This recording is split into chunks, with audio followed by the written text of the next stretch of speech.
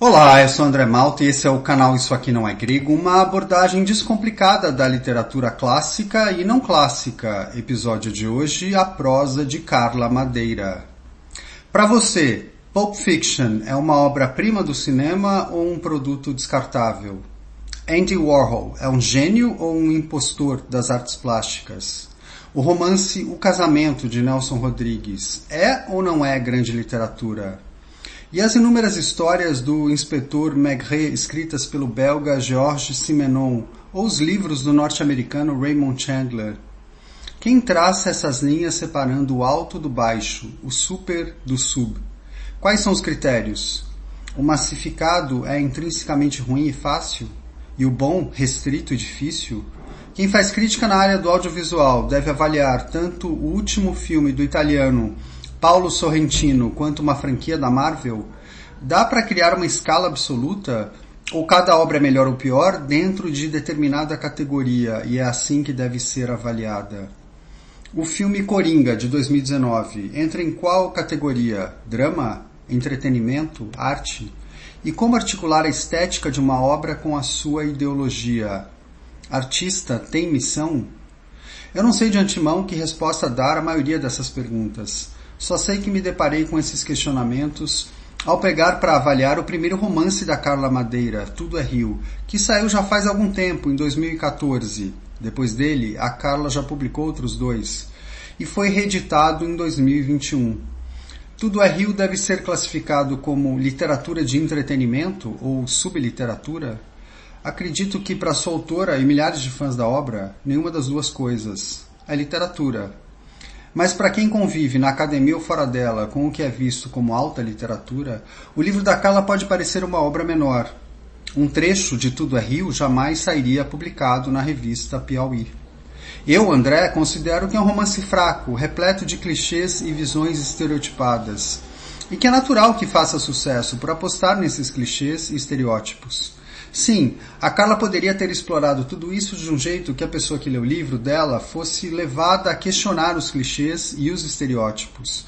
Mas para mim não é isso que ela faz.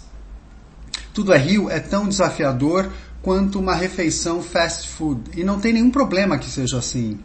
O mais delicado para mim, na realidade, é ir além desse julgamento básico e pensar como a Carla, da sua perspectiva feminina, e encontrando inúmeras leituras para o seu romance, muitas favoráveis, outras nem tanto, como a Carla construiu um livro convencional, criando, ao invés de um relato incômodo e complexo, algo livre de questionamentos. O delicado para mim é como me posicionar enquanto homem, acadêmico de formação, em relação a esse conteúdo. Adotar um olhar snob e superior que acusa de machismo romance escrito por uma mulher e lido por milhares de mulheres? Como se a Carla, por tabela, devesse ser condenada e eu pudesse me colocar confortavelmente na posição de juiz? Mas não é o meu sexismo que me impede de ver que há algo de feminino e genuíno, mesmo no machismo com o qual a Carla trabalha? Se é o machismo de determinado homem, não falo nada porque ele é cultuado num círculo influente, mas o da Carla acho imperdoável? As respostas vão além do julgamento sumário. É ruim, é subliteratura, é sexista. Vou começar por um breve resumo de Tudo é Rio. O romance aborda um triângulo amoroso formado por Lucy, Dalva e Venâncio, numa cidade pequena que não é nomeada. Lucy trabalha como prostituta num prostíbulo e se apaixona por Venâncio, logo depois do casamento dele com Dalva ter sofrido um terrível abalo. Triste pelo rompimento com Dalva, Venâncio vai se deitando com prostitutas, mas resiste aos encantos apenas de Lucy, a mais desejada de todas, que não se conforma. Após muita insistência, Venâncio, ainda sofrendo por Dalva, finalmente capitula. Só que no final ele acaba mesmo voltando para a esposa, e tudo se arranja mais ou menos confortavelmente para esses três personagens centrais. Esse é o enredo básico, encorpado por dois recuos no tempo, um para falar de como Lucy se tornou prostituta e o outro para falar de como Dalva e Venâncio se conheceram, se casaram, se afastaram. Casal hétero, cidade provinciana e religiosa, prostíbulo, uma prostituta bela, sedutora e dona de si, uma rival sofrida e abnegada. As coordenadas de Tudo é Rio são bem batidas, lembram uma minissérie ou novela qualquer da TV Globo da década de 70 ou 80.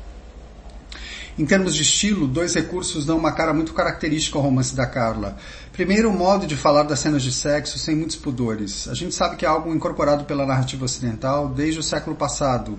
Aquilo que muitas escritoras e escritores atuando no século XIX podiam apenas insinuar, passa no século XX a ganhar uma descrição mais viva.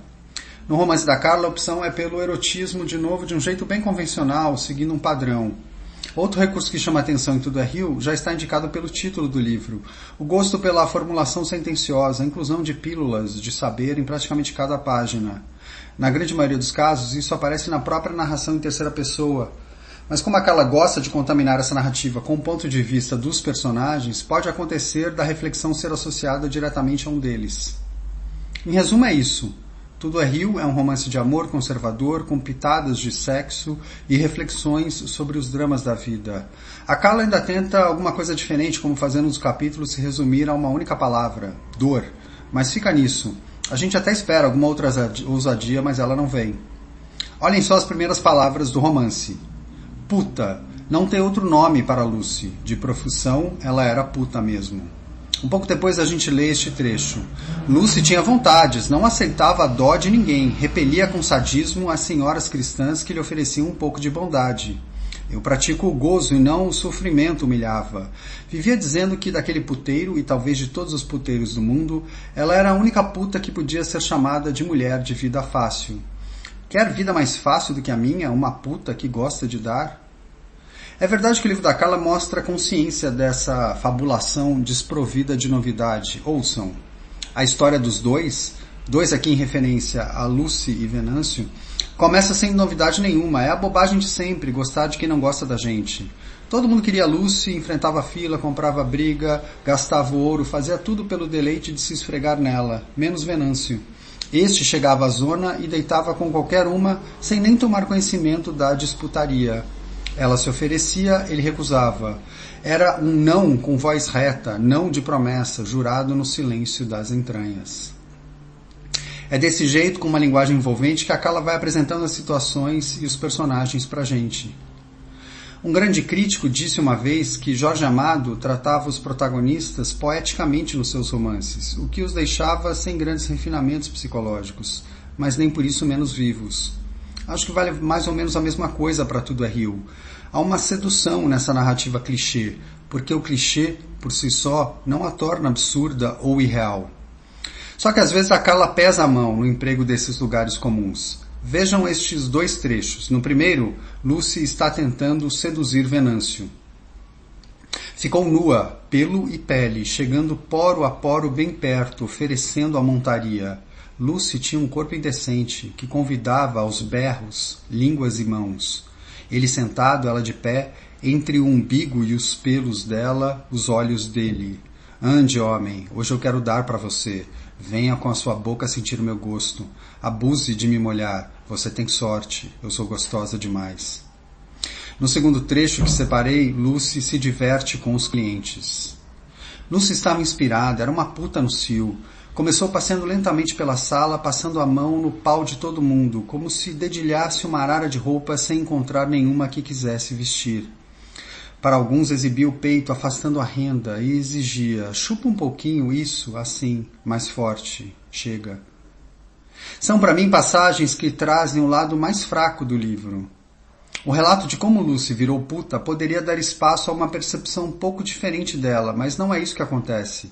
Depois de ficar órfã, Lucy é adotada pelos tios, mas o ódio dela à tia Carola, a quem chama de vaca, e o envolvimento erótico com o tio, por quem Lucy sente desejo, operam com um sexismo bem primário, para não dizer que simplesmente ignoram violências cotidianas contra a mulher. A real é que no livro a dinâmica, não só de Lucy, mas também de Dalva, com as figuras masculinas, resulta sempre na absolvição deles, tratados de forma complacente. O tio, potencialmente abusivo, é só um sacana do bem, e o ciumento Venâncio, que bate em Dalva e quase mata o filho deles, merece perdão. A mulher é sim vítima, mas uma vítima dócil. É muita romantização de situações cotidianas brutais. Não que a narrativa devesse pintar um mundo cor-de-rosa ou politicamente correto, ou apontar o dedo para os personagens e fazer um julgamento moralista deles. Mas romantizar a prostituição, o abuso sexual e a violência doméstica é falsear todo um universo desigual que pediria mais cuidado.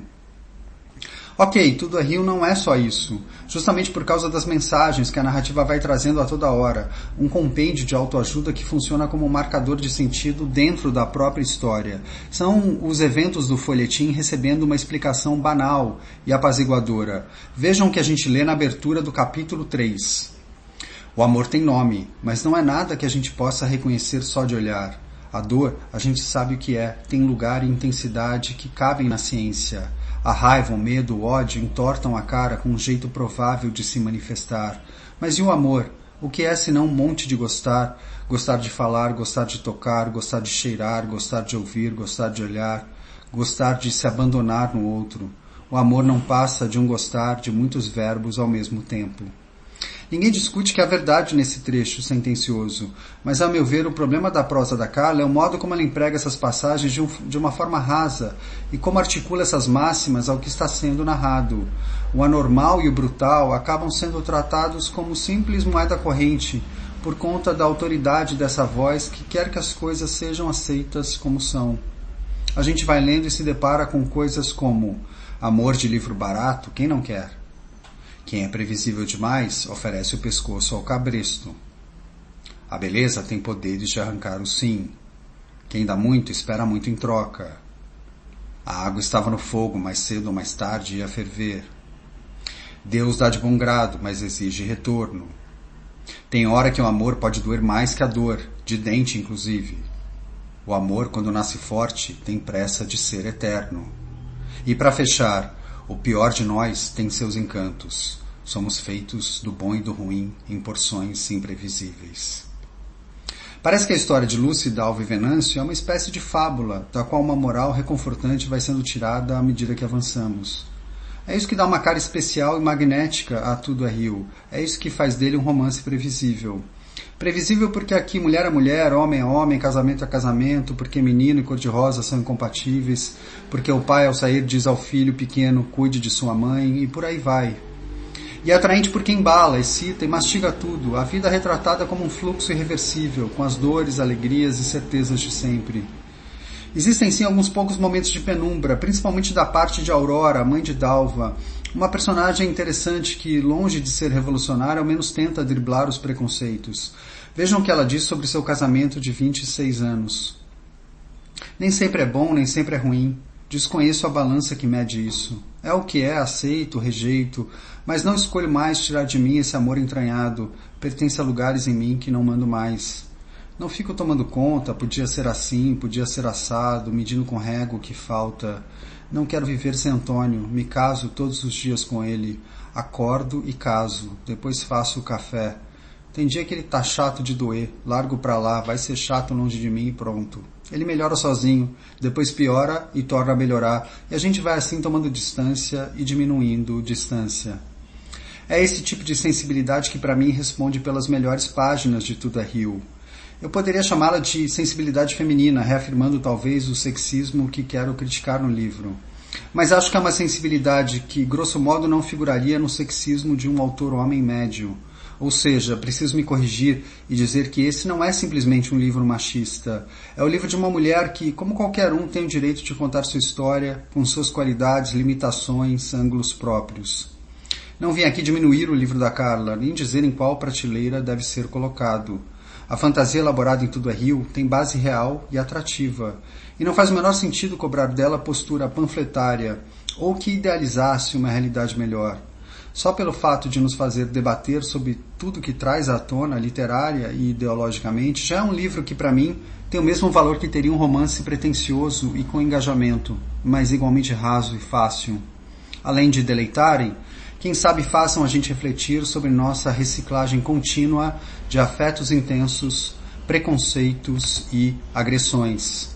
Eu fico por aqui, obrigado por ouvir e até a próxima.